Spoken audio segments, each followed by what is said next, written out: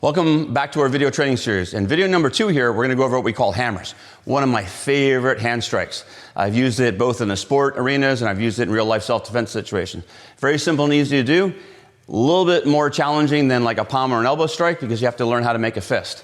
Now how we facilitate that, I'm going to turn my hand sideways. I roll my fingers once and I'm going to roll my fingers and these first knuckles towards my palm.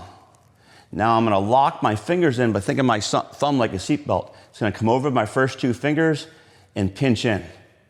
Now what I don't want to do is you see people make a fist like this. When you hit, you're going to have a lot of impact on your thumb. Secondarily, if you have the thumb over here, when you hit things and you hit a little off center, your thumb is going to kind of shear off. We're trying to make this a nice, compact, thus the name hammer. So think about a hammer. It has a, either a flat edge or a circular edge. So I'm going to roll my fingers once, twice, thumb comes on the top. And again, going back to the doorbell's not working, you got to kind of use your hand to make some sounds. The hammer, a very effective tool. It's going to be at the bottom of my fist, all the way down my forearm.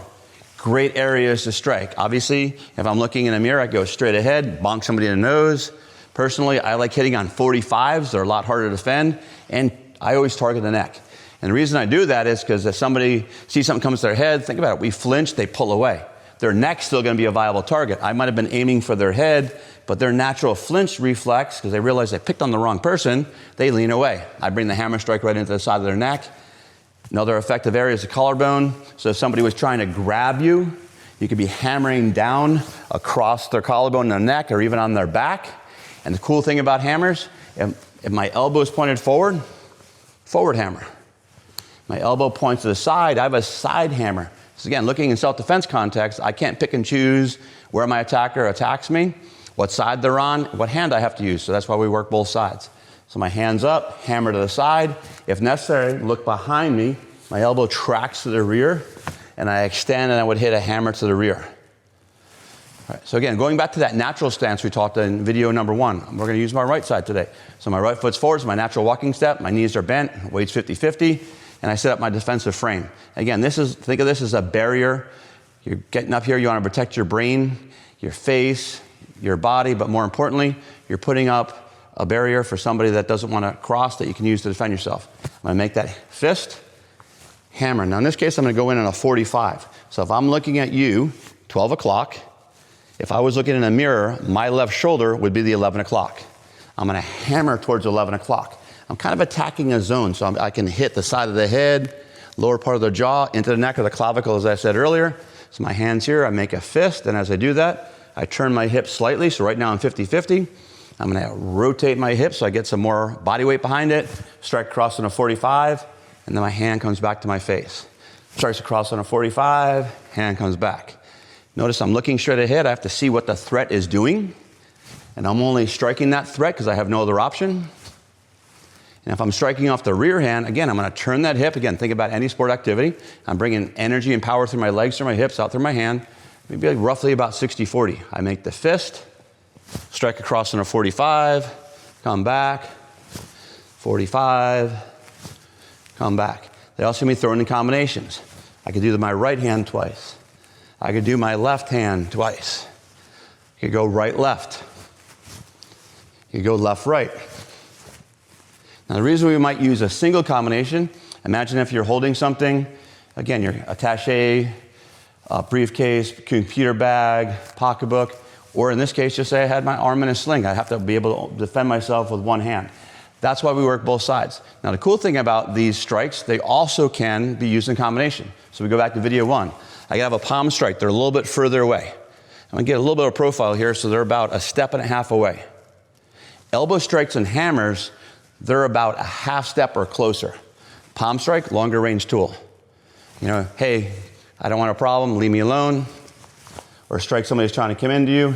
They happen to come a little closer. I wouldn't have a lot of power here in a palm, but a perfect opportunity to hit them in the side of the face with a hammer or elbow.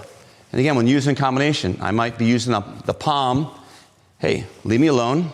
Think of those old cartoons where they kind of have the cartoon character in place, feet run. I'm going to kind of put this up, use that as a barrier. If they want to keep coming forward, I have no other option. I could do another palm, but if they came in and my arm started collapsing, hammer, come back, elbow. So these are a great tool as well for fitness. As I'm striking, I'm working my breathing, I'm making cardio, and I'm not doing the boring like treadmill or elliptical. Nothing wrong with that, but if it's not your thing, it's a great way to get in shape fast. Palm, palm, hammer, hammer, elbow, elbow. Palm, hammer, elbow, right? I could go palm, hammer, elbow the other way. Man, the sequences you can do with this, just take the number 1, number 2, number 3. You can reverse the order. You're gonna find what one is your favorite. Personally, I love hammers. They're so versatile. Somebody's tracking the side, they grab my shoulder, pulling me backwards. I'm like, whoa, what's going on? Maybe they're about to launch the punch or they're trying to pull me to the ground. As I lose my balance, cool thing is my body has a great mechanism. It's gonna not let me fall. All right, so I catch the balance. Now all I have to do is I track sideways. My elbow starts going out first. Bam, I hit with that side hammer across the chest. If need be, I could follow up with the palms. And one of the really good strikes we do is what we call like a whiplash. It's a palm over palm. Think of the concept of CPR. You get palm over palm, get pressure.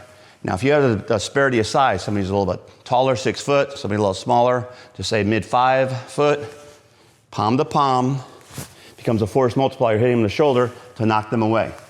A lot of our self-defense techniques, if you have to defend yourself, you might have stopped the punch, elbowed them, hit them. We'll take and do this, what we call whiplash, to their shoulder or the small of their back. That's jarring, so they get hit, they lose their balance.